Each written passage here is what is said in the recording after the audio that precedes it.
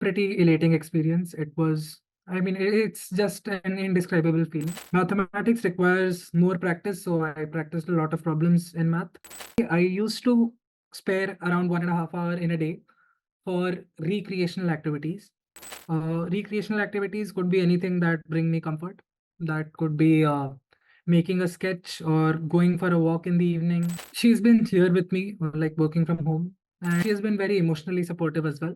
Believing in yourself is extremely important to trust yourself. It is a pretty elating experience. It was, I mean, it's just an indescribable feeling to see all your hard work get converted into a good result. I mean, if I were to speak subject specific, I would say I gave almost equal time to all subjects. Um, Mathematics requires more practice, so I practiced a lot of problems in math from like different resources, different books. Some of our coaching institute modules, and some from Arihant, Singage, and some other books as well, like Vikas Gupta, etc.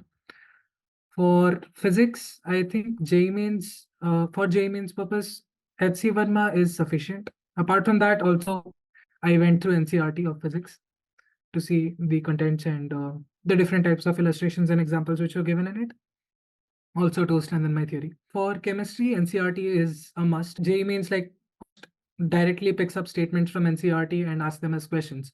So it is important to be very thorough with NCRT. And apart from that, like if I were to go, I further subdivide the chemistries as physical chemistry. Physical chemistry demands a certain amount of problem practice to like keep us on our toes with decent calculation speed. Apart from that, physical chemistry is largely, I feel it is largely intuitive because a lot of our everyday concepts like unitary method, etc., they're just applied directly to physical chemistry. There are some subject specific formulae which it is ideal to remember. And to practice, I would say I used two books. One is Neeraj Kumar sir's book, and one is N. Avasthi sir's book. And if I were to talk about inorganic chemistry, I would say I just stuck largely to NCRT. I focused a lot on NCRT. And apart from that, wherever I felt like, okay, I need a little more content on the given topic, I used JDL for the JEE Advanced. And for organic chemistry is largely based on concepts. So once you get a hang of organic chemistry, it becomes kind of easy to predict the products of certain reactions. Like there are a certain number of concepts which you have to have clear, and after that, everything starts to work out.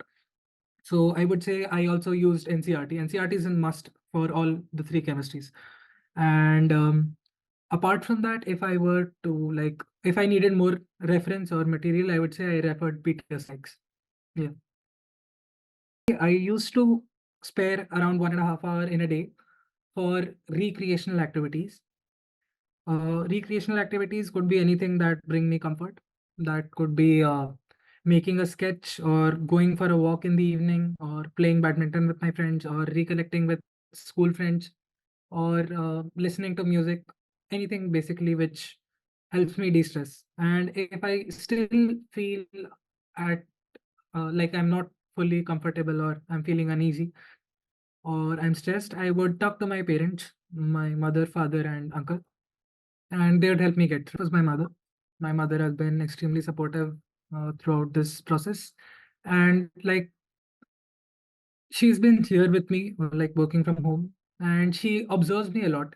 So she gives valuable inputs on how I should modify my study pattern or what other toppers, other past toppers have recommended how to work common problems like silly mistakes or improper time management, etc. And that is on the academic side. And she has been very emotionally supportive as well. She listens to all my problems and she talks to me about them, offers me different ways to work around my problems. I would say I would give credit to both my family and teachers, and also to a certain extent my friends, because my teachers, they acted more as gurus and mentors than just teachers. It was as important to them. Our results, our performances were as important to them as they are to us. And they have always been supportive. They interact with us in every way. Like it can be academic, it can be just general talk, conversation, or just some fun together.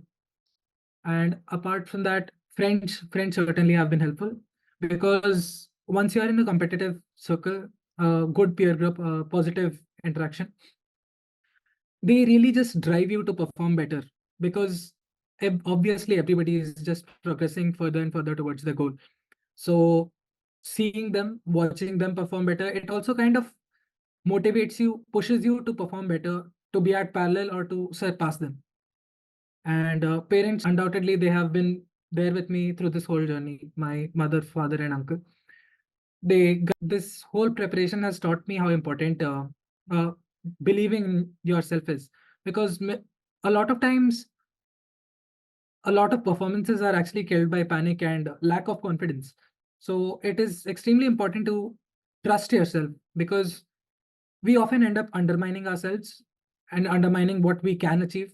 So yeah, I would say, to believe yourself, to have faith in yourself that you can achieve what you've set out to do, that would be one of the biggest things that I've learned in this process. I would say it might be improper time management, because sometimes what happens is, even during preparation, people start losing focus. I mean, it certainly is tough to keep up your focus for a span of time such as 2 years. There are obviously distractions in between, but it is important to like hardwire your brain to just stick to the plan, stick to your goals. And occasional recreational activities are fine, like hanging out with friends and stuff, but yeah, it is important to never lose sight of your goal. And when I say improper time management, I also include that sometimes people have a favorite subject. Naturally, everybody has a favorite subject, and there is this one subject which they're scared of, like which they don't really want to participate in. People end up giving a lot of time to their favorite subject and try to run away from the subject that they dislike. And that can be extremely harmful, because the JEE exam, it values all subjects equally. Every subject has equal marks and equal weightage as well. So it is pretty important to give all subjects equal times to ensure that you're kind of an all-rounder or on equal footing in all subjects. Depression. The best thing would be, I'd say, depression starts when we come in contact with some sort of negative influences. So it is extremely important to make judgments about what is positive and what is nurturing towards our preparation. And the best way to deal with negatives is simply to avoid them, because there is no point in like getting involved in arguments or trying to correct things when you know that your goal is something totally different. So I would say the best way is to identify and kind of like develop a basis of understanding that what interaction suits you best, what is positive, and just step away from negative interactions whenever you see one coming across. And the best the best alternative, the best way out of depression, I guess, is to not bottle up.